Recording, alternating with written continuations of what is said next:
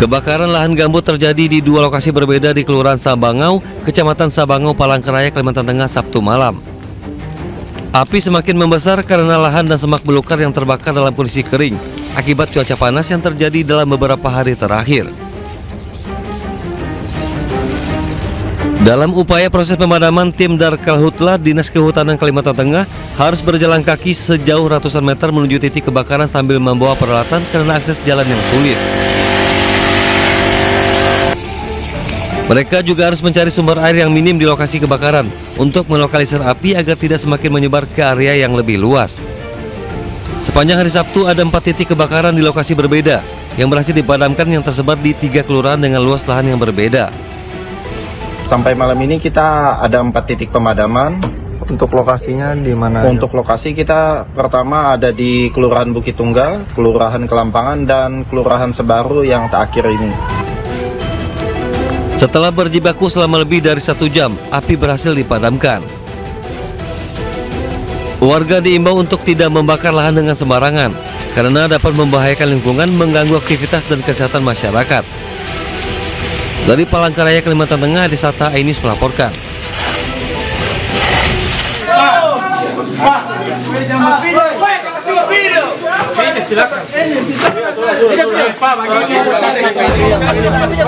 Inilah video amatir detik-detik dugaan aksi penyerangan kantor Satpol PP Kota Gorontalo. Sejumlah pemuda yang diduga anggota polisi menggeruduk kantor Satpol PP buntut aksi pengeroyokan yang dilakukan personil Satpol PP kepada seorang anggota polisi saat razia. Terduga pelaku penyerangan nampak menggunakan sejumlah sepeda motor dan mobil. Suasana pun kian mencekam saat personil Satpol PP menghadapi dugaan penyerangan yang dilakukan. Wali Kota Gorontalo Adhan Dambea pun dibuat gerak dan mengecam aksi penyerangan fasilitas negara yang diduga dilakukan sejumlah oknum anggota polisi, termasuk korban pengeroyokan yang terekam ikut dalam aksi penyerangan. Wali Kota Gorontalo berharap polemik yang tengah berproses hukum di Polresta Gorontalo dapat ditangani dengan profesional oleh penyidik. Tim Liputan Ainus melaporkan. Kita ke informasi pertama, pemirsa. Anggota TNI AU Lanut Sukani di Majalengka, Jawa Barat menangkap sejumlah anggota geng motor yang akan tawuran. Pelaku yang kebanyakan masih pelajar langsung diserahkan ke polisi.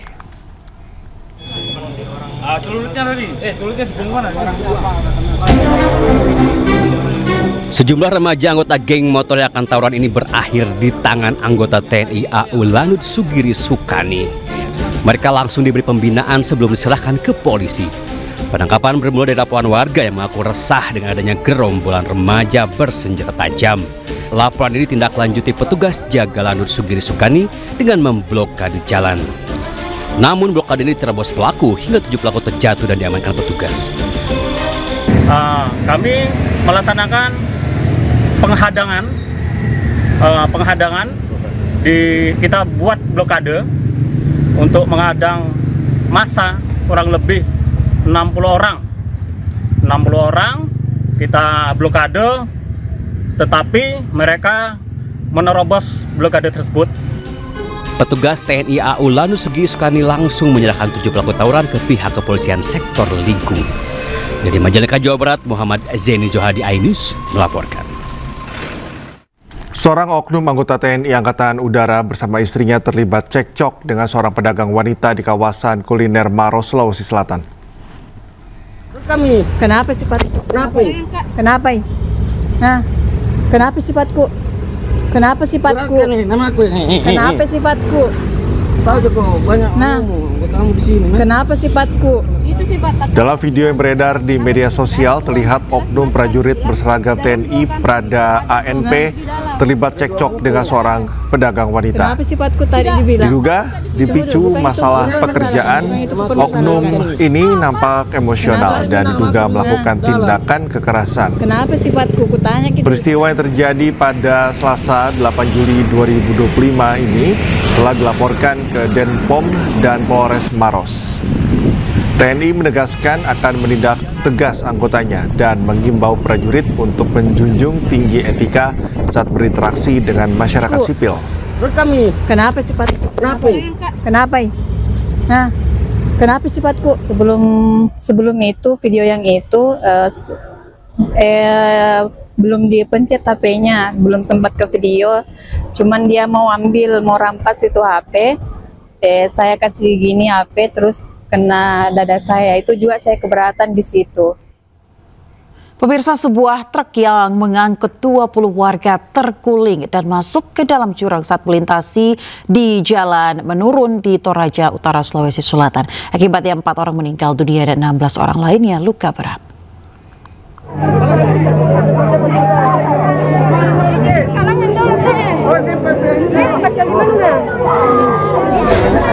Sepulang dari upacara adat Rambu Solo, truk pengangkut 20 orang warga terguling dan masuk jurang saat masuk tikungan tajam di Lembang Saralia, Kecamatan Tikala, Kabupaten Toraja Utara.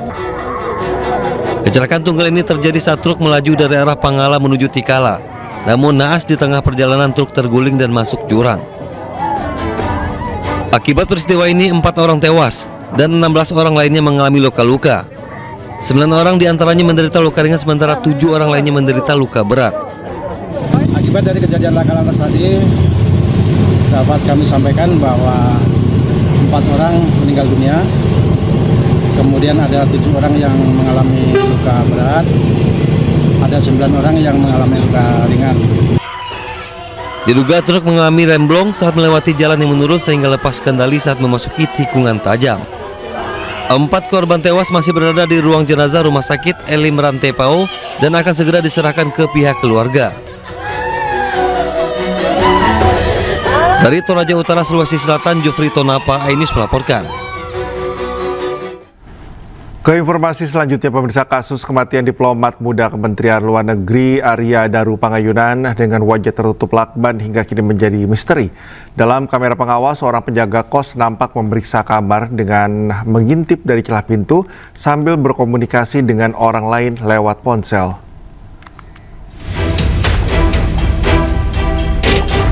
Inilah video rekaman kamera pengawas Indekos di Jalan Gondangdia Kecil, Menteng, Jakarta Pusat, malam hari sebelum diplomat muda Kementerian Luar Negeri Arya Daru Pangayunan ditemukan tewas pagi harinya.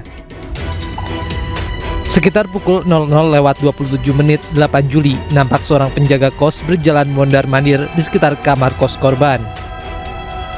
Sambil berkomunikasi lewat telepon genggam, penjaga kos kemudian mengintip kamar korban melalui celah pintu. Diduga penjaga kos tengah berkomunikasi dengan orang terdekat korban yang meminta memeriksa keberadaan korban di dalam kamar. Tidak terlihat gerak-gerik mencurigakan dari penjaga kos atau keberadaan orang lain.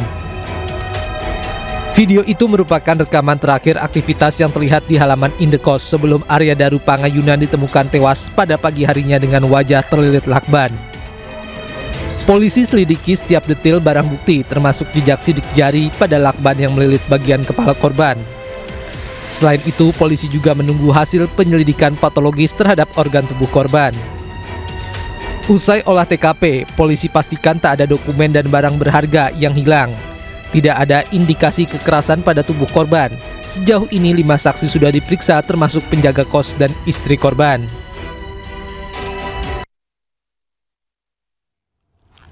Ya pemirsa, berlarut-larutnya kasus kematian Brigadir Nur Hadi yang diduga tewas dibunuh 2 atasannya membuat Bareskrim Polri turun tangan. Bareskrim akan memberi petunjuk tentang teknis dan taktis pembuktian.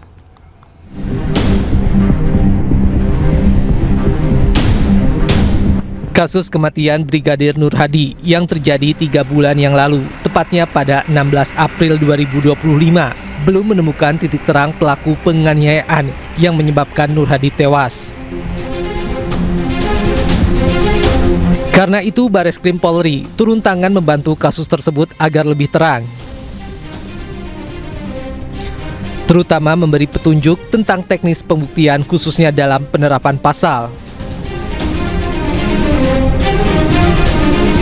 Direktur Tindak Pidana Umum Bareskrim Polri Brigjen Juhandani Rahajopuro menyatakan pihaknya hanya memberikan asistensi karena hasil pembuktian secara saintifik masih adanya penerapan pasal yang kurang tepat serta tambahan pasal yang kita sarankan.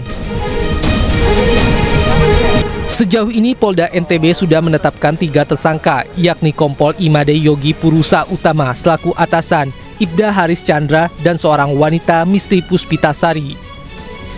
Ketiganya kini ditahan di Polda NTB. Tim Liputan iNews melaporkan.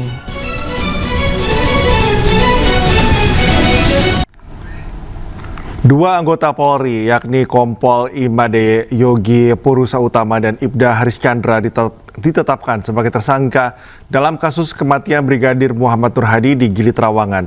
Namun kuasa hukum Kompol Yogi Purusa mempertanyakan dasar penetapan status tersangka terhadap kliennya.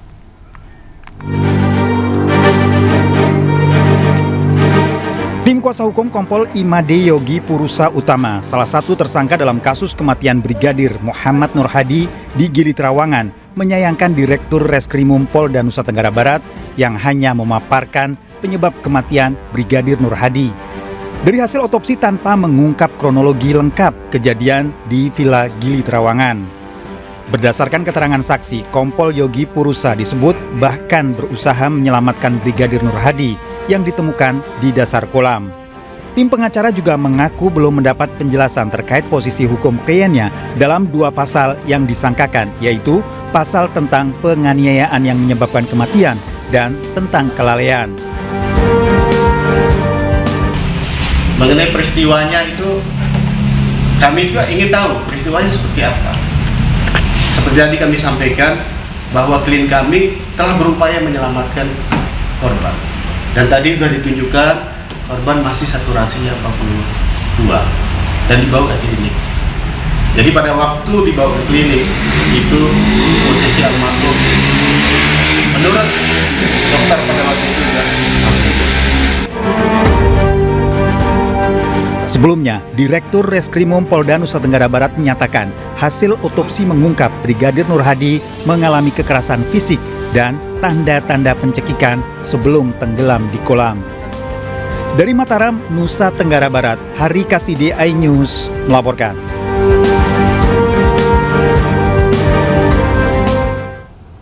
Fakta-fakta baru terungkap pemirsa dalam kasus kematian tragis Brigadir Nur Hadi di Gili Trawangan, Lombok Utara. Penyebab kematian korban ternyata akibat adanya tindak kekerasan yang diduga dilakukan oleh atasannya.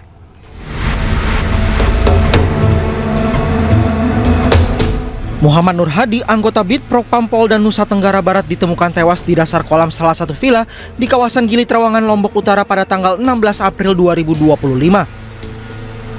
Pada penyidikan awal, korban diduga tewas karena tenggelam.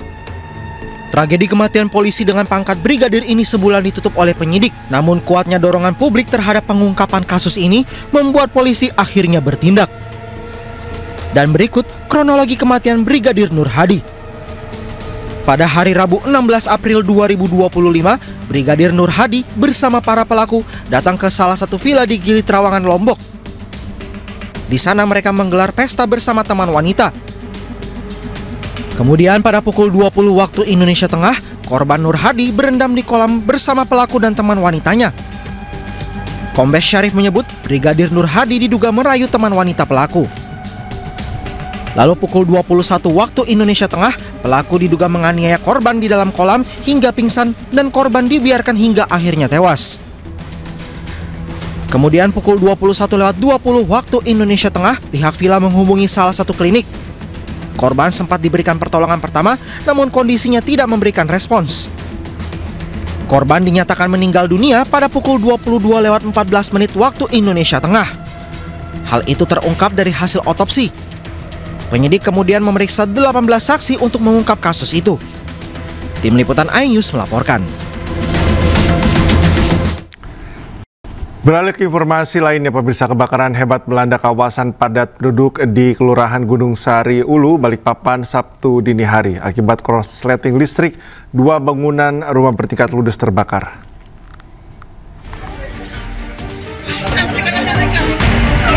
Kobaran api melalap 2 rumah warga di kawasan padat penduduk di Kelurahan Gunung Sari, Kota Balikpapan. Kencangnya angin ditambah struktur bangunan yang terbuat dari kayu membuat api cepat membesar dan menjalar ke bangunan lain di sekitarnya. Menurut saksi mata, api pertama kali muncul dari bagian atas salah satu rumah berlantai 2. Baring-baring waktunya tidur. Tahu-tahu ada cucuku lihat itu api, jadi aku keluar, tahunya sudah di atas atap sudah. Oh, jadi api muncul di atas atap ya? Iya, sudah di atas atap, nggak tahu. Tapi kalau masa nggak mungkin karena itu rumah bujangan aja nih.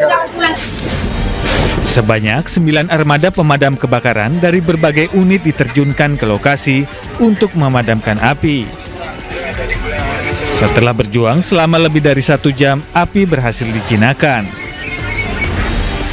Kesulitan karena daerah padat, masyarakat juga banyak yang menonton. Tapi alhamdulillah saat ini proses pendinginan. Dalam kebakaran ini, 2 rumah hangus terbakar. Beruntung tidak ada korban jiwa, namun seorang pemilik rumah mengalami luka bakar. Dari Kota Balikpapan, Kalimantan Timur, Mukmin Aziz, iNews melaporkan. Kebakaran hebat melanda sebuah rumah non-permanen dan 2 rumah bedeng di Kota Jambi pada Sabtu malam, pemirsa. Api dengan cepat membesar dan membakar seluruh bagian bangunan hingga membuat panik warga di sekitar lokasi. Kebakaran besar terjadi di depan Inilah rekaman video amatir saat api membesar dan menghanguskan 1 unit rumah non-permanen serta 2 rumah bedeng di Jalan Senduduk, RT 04 Kecamatan Jelutung, Kota Jambi. Besarnya kebakaran yang berada di pinggir jalan protokol tersebut membuat warga dan pengendara yang melintas panik. Kobaran api terus membesar, membakar seluruh bagian rumah berbahan kayu yang tidak berpenghuni. Demi menghentikan kebakaran, Damkar Kota Jambi mengerahkan 7 unit mobil pemadam ke lokasi. Proses pemadaman berlangsung sekitar 1 jam sebelum api berhasil dijinakkan. Kadis Damkar Kota Jambi, Mustari Afandi mengungkapkan dugaan sementara penyebab kebakaran adalah aktivitas memasak yang dilakukan orang tak dikenal di rumah kosong tersebut. Selama proses pemadaman, api juga merusak rumah warga di sekitarnya dan membakar dapur yang sedang dalam perbaikan. Tidak ada korban jiwa dan kerugian akibat kebakaran diperkirakan mencapai puluhan juta rupiah. Hingga kini penyebab kebakaran masih diselidiki pihak berwenang. Dari Jambi, Andriani Susandra, iNews melaporkan. Pemirsa, ribuan warga Lebuhan Batu Selatan dari berbagai elemen menggelar aksi solidaritas bela Palestina. Selain menyerukan penghentian agresi militer terhadap warga sipil di Gaza, seorang warga juga rela mendonasikan cincin emas seberat 5 gram yang dipakainya untuk membantu rakyat Palestina.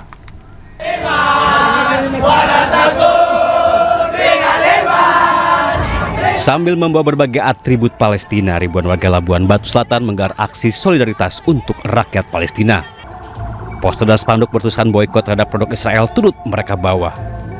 Kegiatan yang berlangsung Sabtu pagi ini diawali dengan long march dari Masjid Jamik menuju lapangan SBBK Kota Pinang. Tidak hanya menggelar aksi long march, warga juga menggelar donasi bagi warga Palestina. Amin ya Allah.